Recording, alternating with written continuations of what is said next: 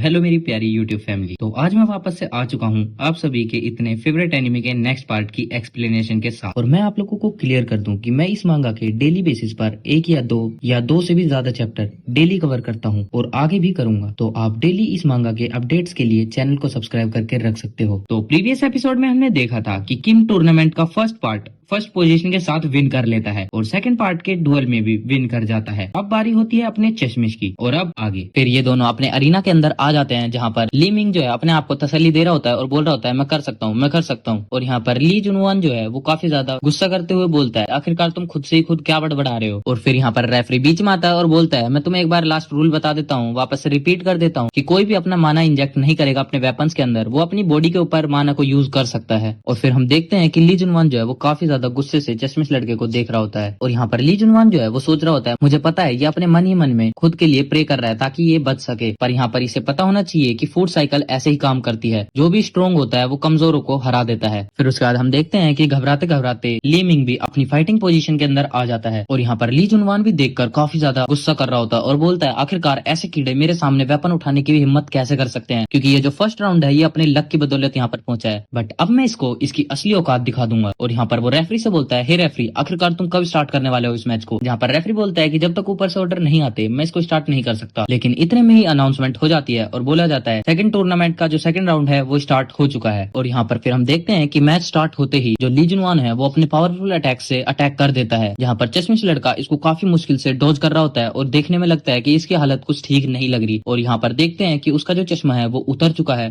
और उसके मुंह से भी ब्लड आने लगता है। फिर यहाँ पर चश्मिश भी अपने घुटनों के बल बैठ जाता है। तो यहाँ पर ली जुनवान बोलने लगता है क्या ये मैच यहाँ पर खत्म हो चुका है, क्योंकि सामने वाले ओपोनेंट ने हार मान ली है। बट यहाँ पर चश्मिश जो है वो बोल रहा होता है इससे फर्क नहीं पड़ता कि कौन जीत रहा है या फिर कौन हारता है, और मैं तो इसके बिल्कुल भी बराबर नहीं हूँ। और फिर वो मन ही मन में सोच रहा होता है कि मैं ऐसा कुछ भी नहीं कर सकता कि जिससे मैं इसे हरा सकूं। और मैं यहाँ पर सोच रहा था कि मैं अपनी बहन के लिए कुछ ऐसा करूं जिससे वो मुझ पर प्राउड फील करे। और मैं जो मन से चाहता हूँ वो ये है कि मैं भी किम सोजोन की तरह एक स्ट्रॉन्ग मैन बनूं। और फिर यहाँ पर चश्मिश लड़के के अंदर काफी ज्यादा कॉन्फिडेंस आने लगता है और वो बोलने लगता है जैसा किम ने किया था मैं भी वैसा करके दिखाऊंगा। और वो वापस से फाइटिंग पोजीशन में खड़े हो जाता है। और फिर हम देखते हैं कि चश्मिश बोल रहा होता है कि मैं यहाँ पर कुछ तो करना चाहता हूँ, चाहे मैं इसकी एक फिंगर को ही टच करूँ, बट मैं यहाँ पर कुछ करना चाहता हूँ। और वो सोच रहा होता है कि बस मुझे एक हिट इसको लगाना है, अब चाहे इसके लिए मुझे कुछ भी करना पड़े। और हम यहाँ पर देखते हैं कि चश्मिश ने अपना अटैक कर दिया होता है और वो ली जुनवान के काफी ज्यादा करीब भी पहुंच चुका होता है। बट एकदम से सीन बदलता है और हम देखते हैं चश्मिश जो है वो वापस से लेटा हुआ होता है। और यहाँ पर अनाउंसमेंट होती है कि जैसा हम सभी को उम्मीद थी ली जुनवान जो है वो इस राउंड को जीत चुका है। और यहाँ पर पीछे भीड़ भी बोल रही होती है कि जैसा हम सभी को उम्मीद था कि ली जुनवान इस राउंड को जीत जाएगा, वो जीत चुका है। और यहाँ पर जो ली मिंग था ये सिर्फ अपने आप को शो करने के लिए दिखाना चाह रहा था कि ये कितना ज्यादा पावरफुल है, बट असल में तो ली जुनवान ही कितना ज्यादा पावरफुल है। फिर हम यहाँ पर देखते हैं कि ली जुनवान के चेहरे से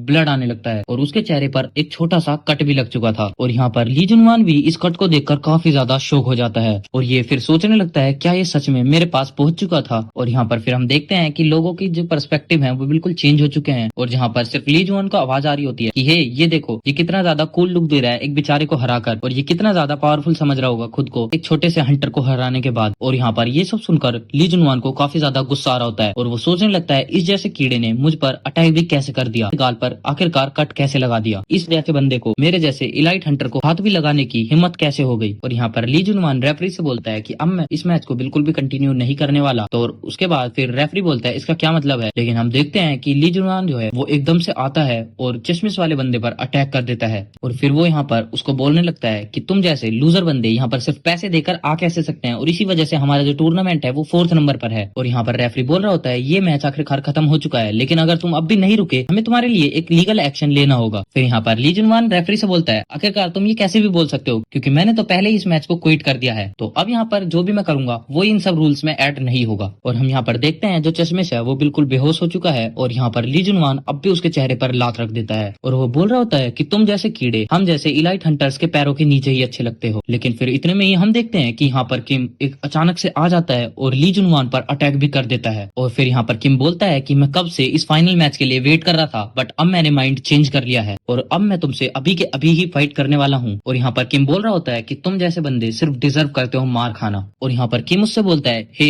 यहाँ से हट जाओ। फिर उसका ली जुनवान बोलता है आखिर आखिरकार तुम्हारे कहने का क्या मतलब है। जहाँ पर किम बोलता है कि तुम इसके चेहरे से पैर हटा लो। ली जुनवान बोलता है अच्छा तो तू इसकी बात कर रहा है, आखिरकार मैं ऐसा ना करूँ तो तू मेरा क्या ही कर लेगा। फिर हम देखते हैं कि किम ने ली जुनवान पर अटैक कर दिया है और जिस वजह से ली जुनवान भी पीछे हट जाता है। और फिर यहाँ पर किम ली मिंगे को उठा रहा होता है और बोलता है क्या तुम अपने कॉन्शियसनेस के अंदर हो, क्या तुम अभी उठ सकते हो या फिर यहाँ से जा सकते हो। फिर यहाँ पर ली जुनवान बोलता है कि मुझे तो काफी ज्यादा अच्छा लग रहा है कि दो कीड़े आखिरकार एक साथ कैसे दिख रहे हैं। फिर यहाँ पर किम ली जुआन से बोलता है क्या तुम्हें अच्छा लगता है कि जब तुम्हें कोई अपने से नीची नजरों से देखे। और यहाँ पर किम बोलता है आखिरकार तुम जैसे लोगों की क्या प्रॉब्लम है, तुम ऐसा किसी के साथ कर भी कैसे सकते हो। फिर उसके बाद यहाँ पर ली जुआन बोलता है आखिरकार तुम्हें ये पता कैसे नहीं है, तुम्हें ये पता होना चाहिए क्योंकि जो कीड़े होते हैं उनको अपनी औकात के अंदर ही रहना चाहिए। फिर उसके बाद किम बोलता है अच्छा तो तुम्हें ऐसा लगता है कि जो तुमसे नीचे हैं उन्हें अपने सपने देखने का कोई भी हक नहीं है। फिर उसके बाद यहाँ पर ली जुनवान बोलता है क्या तुम जैसे लोग ड्रीम देखोगे, और वैसे भी आज के समय पे तुम जैसे लोगों को ड्रीम देखने का भी हक नहीं है। और यहाँ पर किम और ली जुआन बात कर रहे होते हैं आपस में, यहाँ पर दो रेफरी बात कर रहे होते हैं और आपस में बोल रहे होते हैं क्या हमें इन दोनों को रोकना नहीं चाहिए। फिर यहाँ पर एक रेफरी दूसरे से बोलता है अगर तुम्हें अपनी जान प्यारी है तो यहीं खड़े रहो और इसको सिर्फ एंजॉय करो, उनके पास जाने की गलती से भी भूल मत करना। और फिर हमें शियोन दिखाई जाती है जो कि अभी किम के लिए काफी ज्यादा फिक्र कर रही होती है। और यहाँ पर फिर ली जुनवान भी काफी ज्यादा गुस्से में आ जाता है और बोलता है आज मैं तुम्हें एक ऐसा लेसन सिखाऊंगा जिसे तुम हमेशा याद रखोगे। यहाँ पर फिर लेजोन बोलता है कि अब के टाइम पर वर्ल्ड जो है वो बिल्कुल बदल चुका है। और फिर यहाँ पर किम भी सोचने लगता है जो भी इसने बोला है उसमें कहीं ना कहीं सच्चाई तो है, क्योंकि मैंने अपने प्रीवियस 9 सालों के अंदर प्रो हंटर बनने के काफी अच्छे अच्छे सपने देखे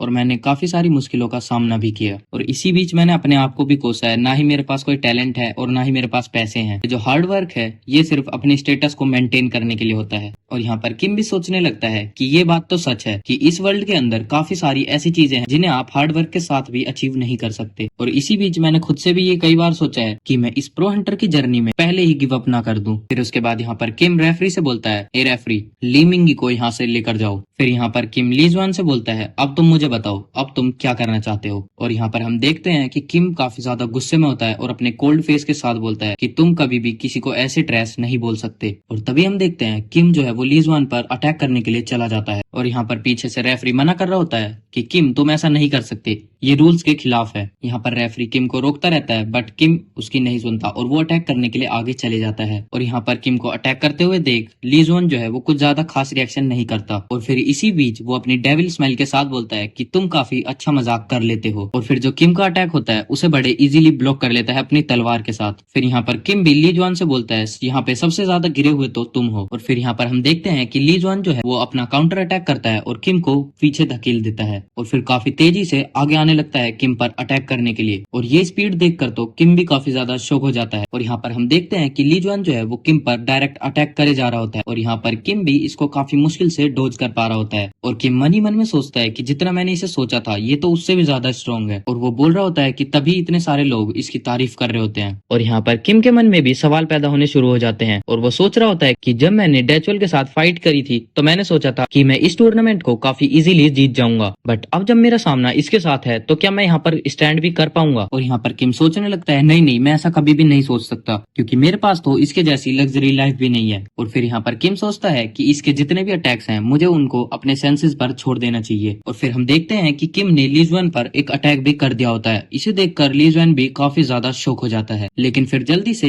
ली जुआन होश में आता है और किम को पीछे धक्का दे देता है। पीछे से एक रेफरी आता है और वो बोलता है कि हे आखिरकार तुम दोनों कर क्या रहे हो, मैंने तुमसे बोला था ना कि तुम दोनों इसको स्टॉप कर दो। यहाँ पे ली जुआन जो है वो गुस्से में आ जाता है और बोलता है कि तू अपना मुंह बंद रख। और यहाँ पर ली जुआन मन ही मन में सोचने लगता है कि मैं इतना ज्यादा पावरफुल हूँ कि मैं सामने किसी को टिकने भी नहीं दे सकता। लेकिन फिर इसकी नजरें एकदम से किम की आंखों पर जाती हैं और ये बोल रहा होता है आखिरकार इन आंखों का क्या मतलब है। लेकिन अब मुझे ऐसा क्यों लगने लगा है कि यहाँ पर जो सबसे ज्यादा पावरफुल है वो किम है और मैं यहाँ पर एक कीड़ा बन गया हूँ। ली जुआन किम से बोलता है कि तुम जैसे बंदे जो हो वो काफी ठीक ठाक सपने देख लेते हो। और फिर वो अचानक से किम पर अटैक कर देता है और ये देखकर तो किम भी काफी ज्यादा शॉक हो जाता है। और यहाँ पर ली जुआन बोलता है चलो देखते हैं कि तुम अपने सपने को पूरा कर भी पाते हो या फिर नहीं। और फिर यहाँ पर ली जुआन काफी अपना पावरफुल अटैक कर देता है और फिर यहाँ पर किम भी उसे ब्लॉक कर लेता है, बट उसका इम्पैक्ट हमें देखने के लिए मिलता है जहाँ पर नीचे की टाइल्स भी उखड़ चुकी होती हैं। और यहाँ पर ली जुआन खुश होते हुए बोलता है क्या बात है तुमने मेरे अटैक को ब्लॉक कर लिया। लेकिन यहाँ पर ली जुआन काफी शॉक होता है और सोचने लगता है कि ये मेरी इमेजिनेशन है या फिर कुछ और। मैं देख पा रहा हूँ कि ये मैच के अंदर लड़ते लड़ते ही काफी ज्यादा पावरफुल होता जा रहा है और यहाँ पर ये किम को देखते हुए बोल रहा होता है कि मेरे को ऐसा लग रहा है कि मैं अपनी आंखों के सामने एक मॉन्स्टर को ग्रो करते हुए देख रहा हूँ। और फिर वो अचानक से शॉक होता है क्योंकि यहाँ पर किम ने इस पर अटैक कर दिया था और फिर यहाँ पर ली जुआन भी काउंटर अटैक कर देता है और हमें देखने के लिए मिलता है कि ये लड़ाई एक तरीके से बिल्कुल बराबर टक्कर की चल रही होती है। और यहाँ पर फिर ली जुआन अपने मन में गाली देने लगता है और बोलने लगता है कि मैं आखिरकार इस जैसे बंदे की वजह से पीछे कैसे हट सकता हूँ। और फिर हम यहाँ पर देखते हैं कि ली जुआन जो है वो काफी ज्यादा गुस्से में आ चुका है और वो अपनी ओरा स्वॉर्ड को बाहर निकाल लेता है और इसे देखकर किम भी काफी ज्यादा शॉक हो जाता है और बोलने लगता है कि यहाँ पर अब ली जुआन जो है वो ओरा स्वॉर्ड का यूज करने वाला है। और यहाँ पर फिर किम भी मन मन में सोचने लगता है कि अब जो मेरे जीतने के चांसेस हैं वो बिल्कुल 90% हो चुके हैं क्योंकि मेरे को ओरा कंट्रोल करना आता ही नहीं है। और फिर यहाँ पर ली जुआन भी काफी स्पीड से आता है और किम से बोल रहा होता है कि आज तो तुम मेरे हाथों से मारे जाओगे। और यहाँ पर हम देख रहे होते हैं कि पीछे दो रेफरी भी